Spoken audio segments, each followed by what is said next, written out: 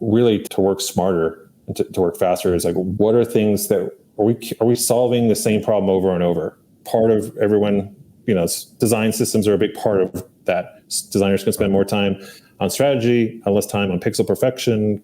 Engineers can spend more time on application logic. That frees teams up. So we apply that same thing to everything. Like, where can things be systematized?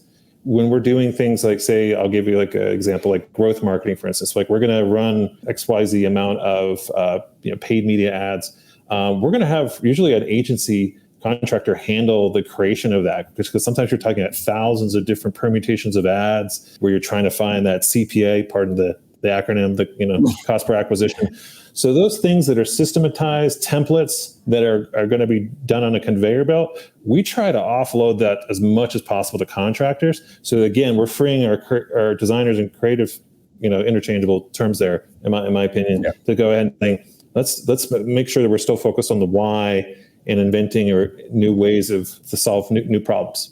Yeah, and so it sounds like, focus on the core, and then where there's maybe opportunities for growth, or it's maybe kind of something where you need a specialist, bring those groups in, but otherwise, build up that knowledge within that core group and how they can work across a variety of different areas. Yeah, and over-indexing on people who can really unpack business problems as designers and creatives. Really folks who are strategists, folks who can really work at that level and go, okay, how do I take this disparate information of what the customers, again, are thinking and feeling and doing, and then turn that into a strategy that can then be executed against through systems that we have in place, so they can move on to the next challenge, whether if you're in the next sprint or whatever that is, so that we're not getting bogged down in just production work.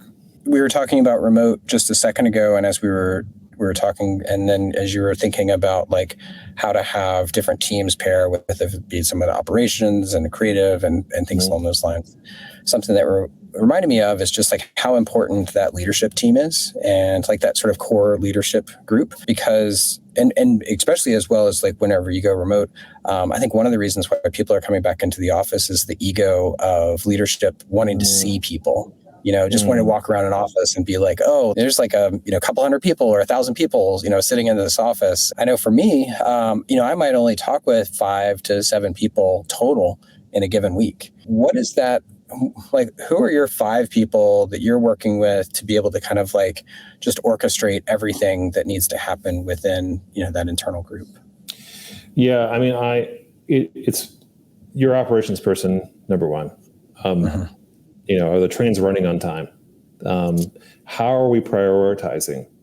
How are we t-shirt sizing? Making sure that we also, the other part is just fostering, again, coming back to relationships. That's really what the core is. I've mentioned stakeholders, business partners, just understanding like, hey, how am I connecting with what's going on there? That's a really big one. Yeah, so I was saying, like, so you've got your operations person. What are some of the other roles that you see?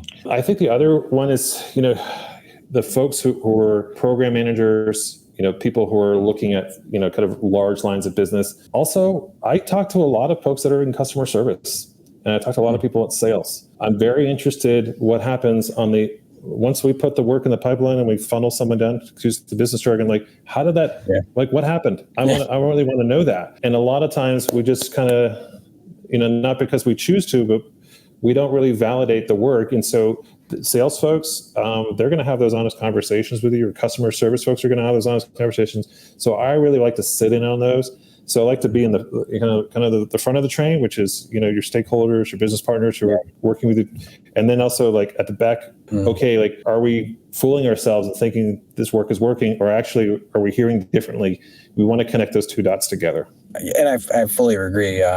Just between sales, like their frontline, interacting day in, day out with those customers, and then on the back, that support group around like, what's the reality? Like, they heard this story. What are the things that they're running up against that maybe need to be addressed from a messaging standpoint or like whatever? And that for this group over here, that they've maybe got a really clear picture around like where the company is going, or like maybe not where the product is today, but like kind of some of the hopes and dreams without necessarily selling futures that aren't necessarily there. Yeah, right. Exactly. Like, are you writing a check that Yeah, it's like, so I kind of want to double down on that too. And I think particularly as leaders, it's good to be internally. It's good to create those relationships internally, and certainly with your people, but partners, we call them, cross-functional partners, but really those are the people with you. Those are the people that solve these problems. But immerse yourself is not always easy because the time-space continuum works against us. But if your company has events, field marketing events, or anything, you can just have conversations with your customers as much as possible that will be very unfettered. So it will kind of really challenge a lot of the assumptions so that you can reconcile both the people that you're checking in with versus what's happening with your audience. And then let's see what's the connection point or the disconnection point. Sure.